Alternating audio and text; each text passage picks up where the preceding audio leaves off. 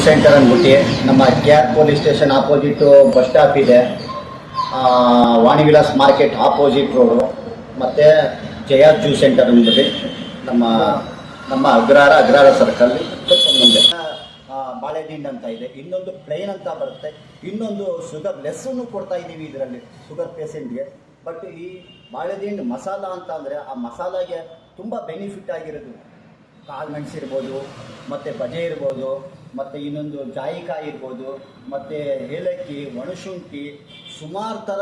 ಎಷ್ಟು ಥರ ಅಂತ ಅಂದರೆ ಸುಮಾರು ಒಂದು 10-12 ಥರ ಐಟಮ್ ಅದಕ್ಕೆ ಮಸಾಲ ಬರುತ್ತೆ.